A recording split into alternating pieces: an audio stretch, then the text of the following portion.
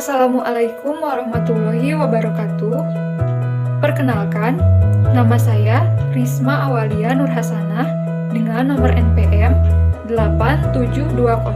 8720522034, Program Studi Pendidikan Pancasila dan Kewarganegaraan, Fakultas Keguruan dan Ilmu Pendidikan dari Universitas Surya Kencana Cianjur.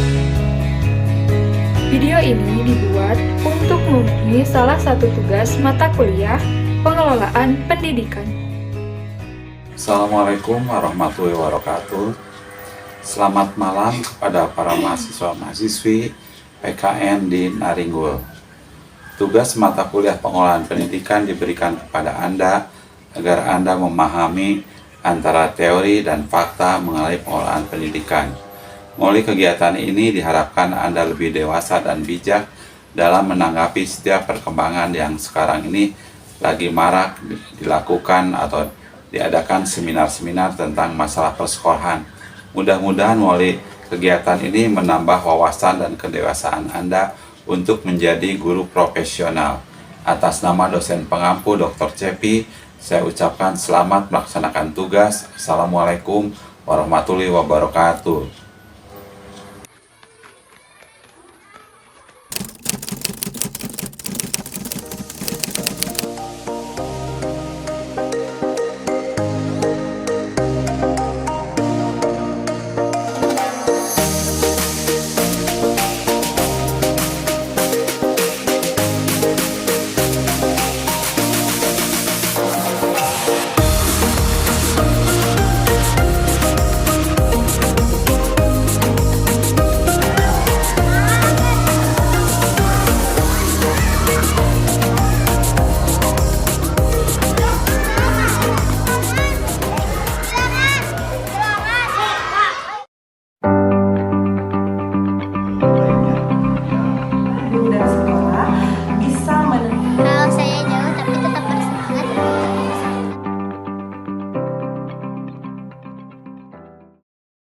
Assalamualaikum warahmatullahi wabarakatuh. Waalaikumsalam warahmatullahi wabarakatuh. Selamat siang Bapak. Selamat siang juga. Apa kabar? Baik. Perkenalkan, nama saya Risma Awalia Nurhasanah, Ya. mahasiswa semester 4, Program Studi Pendidikan Pancasila dan Kewarganegaraan, Fakultas Keguruan dan Ilmu Pendidikan dari Universitas Surya Kencana Cianjur. Ya. Maksud dan kedatangan saya ke sekolah ini ialah ingin melakukan wawancara dengan Bapak Kepala Sekolah SD Negeri Mandalagiri. Ya. Tujuannya ialah ingin mengetahui mengenai manajemen sekolah yang ada di SD Negeri Mandalagiri. Ya. Saya memohon bantuan Bapak Kepala Sekolah untuk menjadi narasumber saya dalam mengumpulkan informasi untuk bahan pembuatan jurnal. Ya. Adapun pertanyaan yang saya ingin ajukan, yang pertama mengenai manajemen tenaga pendidik. Ya. Berapa jumlah guru tetap dan guru honorer yang ada di sekolah? Alhamdulillah untuk tahun ajaran 2023-2024 SDN Mandalagiri mempunyai guru tetap 3 orang ASN dan 6 orang guru honorer. Berapa jam beban mengajar tiap guru tersebut? Untuk setiap guru bervariasi, ada yang 26 jam pelajaran per minggu, ada juga yang nyampe 32 jam pelajaran per minggu. Jadi semuanya tidak sama, bervariasi. Ada yang memegang kurikulum 2013 terdiri dari kelas 3 dan 6, dan yang 4 kelas 1, 2, dan 4, 5 itu adalah kurikulum merdeka. Jadi lebih banyak yang pelajaran. Bagaimana cara untuk meningkatkan kerukunan antar pegawai yang ada di sekolah SD Negeri Mandalagiri? Untuk menjaga kerukunan di sekolah kami adalah dengan setiap hari budaya senyum, budaya salam, dan yang lebih penting lagi transparansi semua jenis baik itu anggaran maupun program sekolah diutarakan dengan berbagai musyawarah, sering berkumpul, sering diskusi dan sebagainya. Kegiatan apa saja yang dilakukan untuk mengembangkan kemampuan kinerja pendidik? Untuk meningkatkan kinerja pendidik atau guru, salah satunya dengan mengikuti workshop dan kalau dulu itu penataran, sekarang ada webinar, online, workshop, dan lain sebagainya. Setiap ada kesempatan untuk mengikuti, maka guru dari SMP Mandiri diikutsertakan.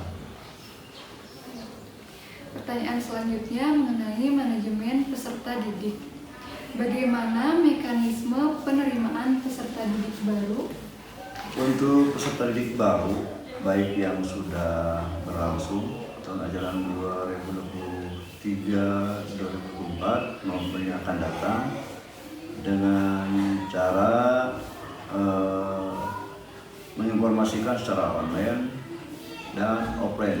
Online-nya ya diumumkan di media sosial, antara lain persyaratannya sebagai berikut.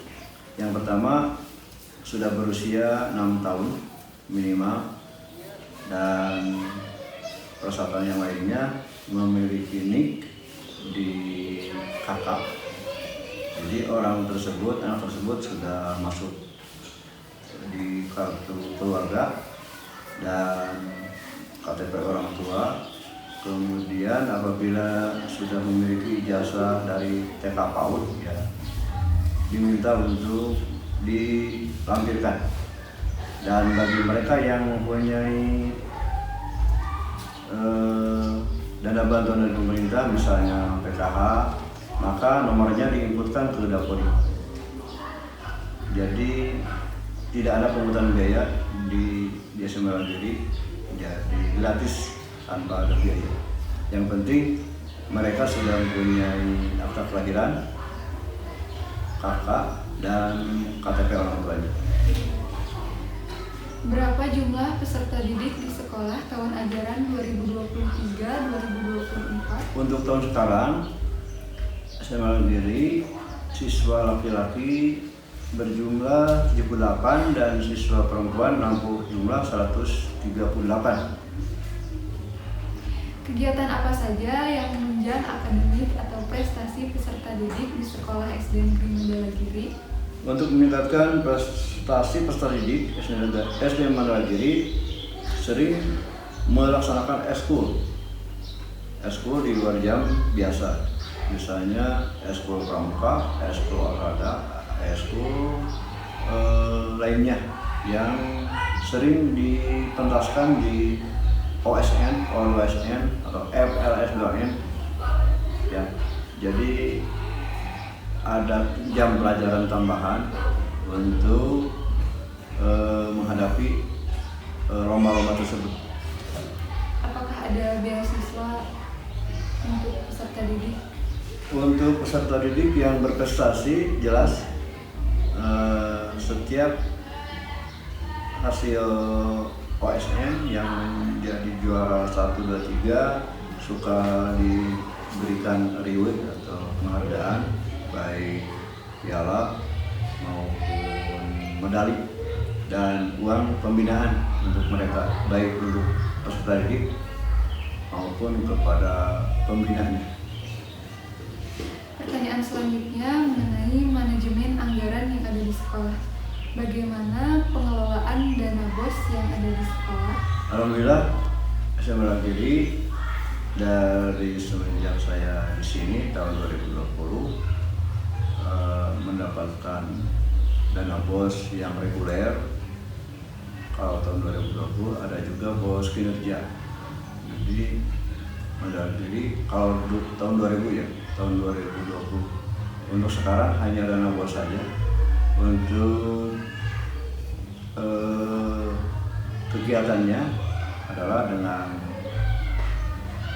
berbagai musyawarah, termasuk laporan dan pembuatan arkas setiap tahunnya, Jadi untuk SMA Bali penerimaan dana bosnya tahun sekarang 138 kali 900.000. Peruntukannya yang pertama untuk kegiatan KBM seperti membeli alat tulis kantor, kemudian untuk tenaga honorer, kemudian untuk sarana prasarana yang rusak ya. Kemudian untuk yang lainnya adalah untuk pembayaran yang rutin ya, untuk internet, untuk air minum dan air yang biasa dipakai cuci tangan dan mandi di sekolah. Kebetulan di sini ada semacam air dari perusahaan atau semacam dari AM lah. Jadi alhamdulillah setiap bulannya dibayarkan dari dana bos untuk baik itu untuk penerangan listrik, internet, air, sarana prasarana yang rusak, dan untuk perjalanan dinas bagi guru yang mau workshop, mau webinar, dan untuk siswa yatim setiap tahun diberikan ala kadarnya. Dan bagi guru pendidik yang meraih prestasi di bidangnya, itulah peruntukan dana bos untuk SMA Bali sesuai dengan alkas, sesuai musyawarah dengan rekan-rekan guru. Itu saja. Apakah ada dana yang berasal dari pemerintah?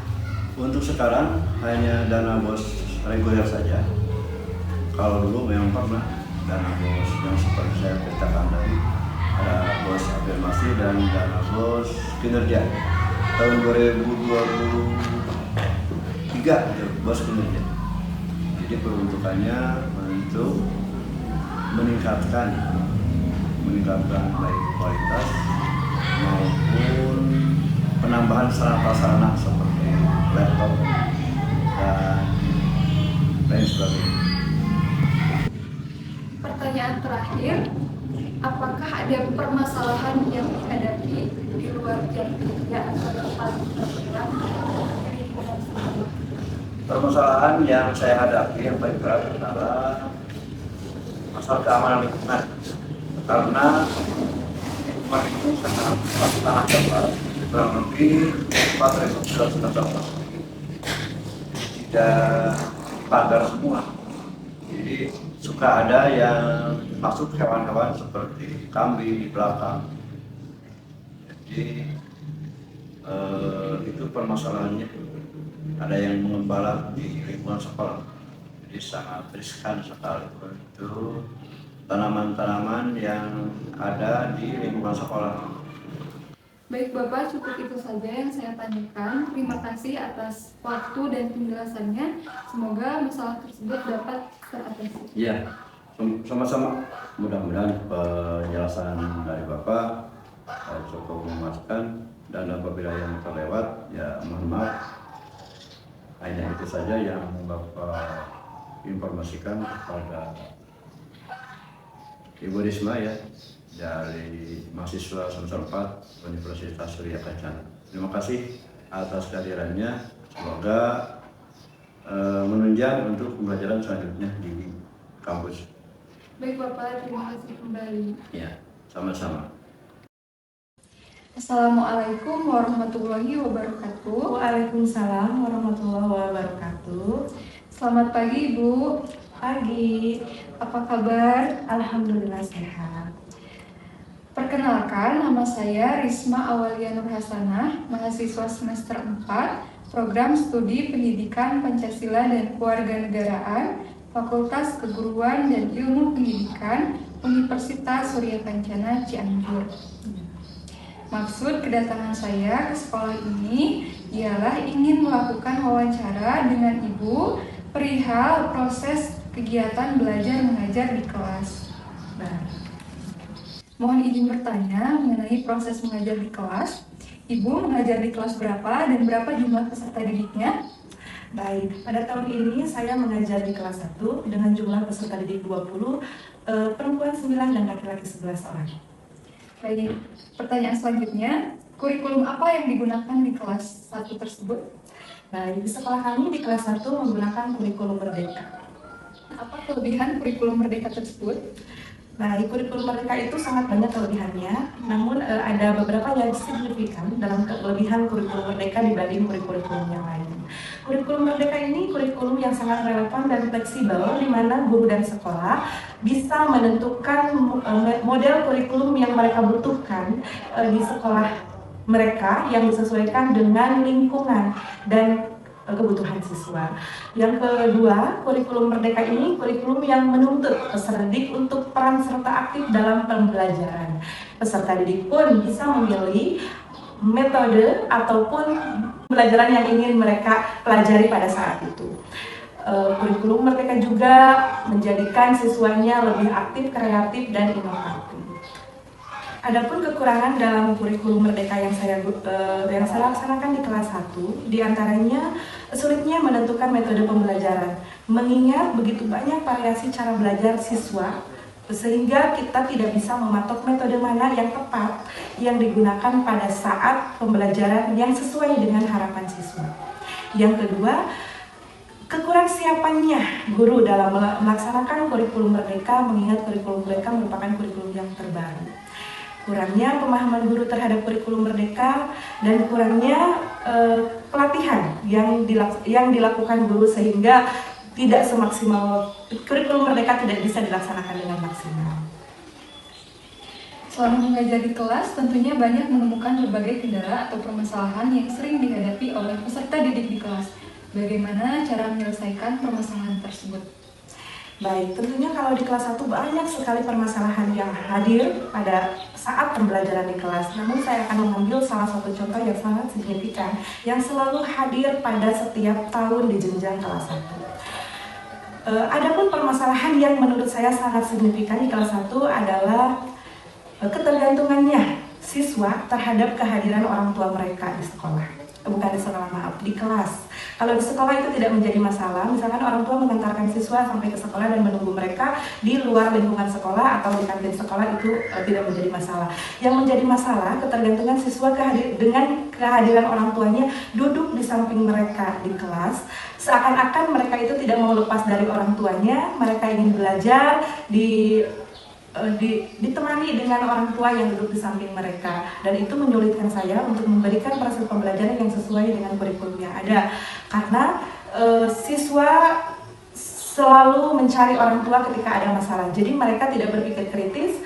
mereka tidak berusaha untuk mandiri memecahkan masalah yang ada, tapi mereka selalu mencari orang tua mereka untuk memecahkan masalah yang ada. Adapun cara yang saya lakukan agar hal tersebut bisa diminimalisir, saya melakukan pendekatan terhadap anak tersebut. Saya mencoba untuk memahami karakteristik cara belajar mereka di rumah, di lingkungan keluarga, dan juga di PAUD saat di PAUD. Dengan cara saya mewawancarai orang tua mereka untuk menanyakan bagaimana cara anak mereka belajar di rumah, situasi seperti apa yang membuat mereka senang dan semangat belajar, dan hal-hal apa yang tidak mereka sukai. Dari situ saya belajar satu persatu karakteristik siswa agar saya bisa memahami dan menentukan metode pembelajaran yang tepat sehingga siswa bisa mengikuti dan melepaskan diri mereka dari ketergantungan kehadiran orang tua. Saya pun berusaha meyakinkan mereka bahwa saya ini adalah pengganti dari orang tua mereka di rumah, sehingga segala keluh kesah, segala kelemahan mereka, kesulitan mereka dalam belajar, mereka bisa mengadukan terhadap saya. Seperti itu. Baik, Ibu, cukup itu saja yang saya tanyakan. Terima kasih banyak atas waktu dan penjelasannya. Kembali. Bagaimana perasaan atau kesan dan pesannya berada di SD Negeri Mandalagiri? Saya senang di sini, tempatnya luas dan di kelas bersih, di kelasnya juga besar. Dan saya senang memiliki ibu guru yang baik hati, tidak suka marah-marah, dan mempunyai banyak teman. Saya juga sama seperti Aira gitu, senang dan lingkungan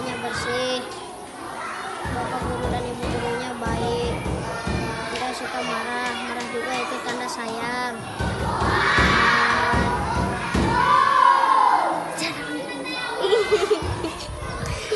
Sama saya juga sama cara Aida, tapi lingkungannya harus bersih selalu. Ya. Terus kelasnya nyaman dan bersih. Ibu gurunya baik hati sekali, tidak marah-marah, karena kalau marah-marah tandanya sayang. Apakah ada pesan untuk teman-teman atau guru?